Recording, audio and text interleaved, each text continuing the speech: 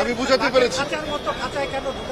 বাঘের খাঁচার মধ্যে ব্যাখ্যা আমি দিতাম না, যেহেতু বলছেন বাঘের খাঁচার মধ্যে ওনাকে কোনোদিনই ঢুকানো হয় না। ওনাকে প্রত্যেক দিনই বলা হয় আপনি বসেন এবং আপনি আমাদের সাথে থাকেন, বসেন। কিন্তু তিনি অন্যান্য আসামি যারা ওই যে নিয়ম মোতাবেক যেখানে দাঁড়ানোর বিধান, সেখানে তিনি তাদের সাথে সহমর্মিতা প্রকাশ করে উনি ঢুকে যান। ওনাকে কোনোদিন ঢুকানো হয়নি, ওনাকে বলা হয়নি, বা ওনাকে কোনোদিন দাঁড়াতেও বলা হয়নি। ওনাকে বসার কথাই বারবার বলা হয়েছে। এখন উনি যদি এটাকে ব্যবহার করে আপনাদেরকে কি মেসেজ দিতে চাচ্ছেন আমি বুঝি না।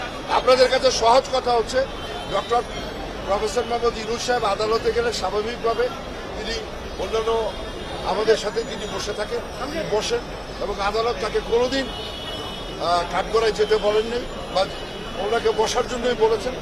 এবং অন্যান্য আসামি যারা আছে, উনি কি বলেছেন আমি জানি না, আপনারা প্রশ্ন করলেন আমি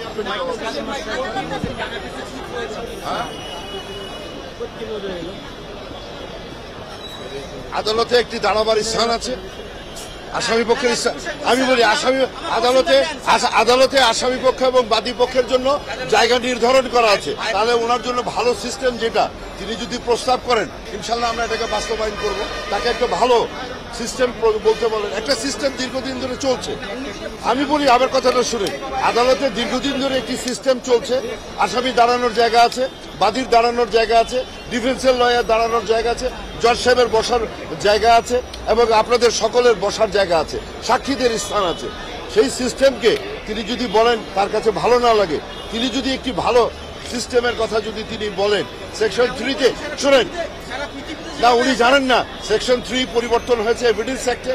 এখন উনি যদি বাড়িতেও থাকেন অথবা জেলখানাও থাকেন অথবা পৃথিবীর যে প্রান্তেই থাকেন, তিনি ইচ্ছা করলে এই বিচারে অংশগ্রহণ ভার্চুয়ালি। উনি যদি ভার্চুয়ালি অংশগ্রহণ করতে চান তাহলে সুযোগ না, এই ব্যাপারে তো উনি যদি ভালো করে সিস্টেম দিতে পারেন।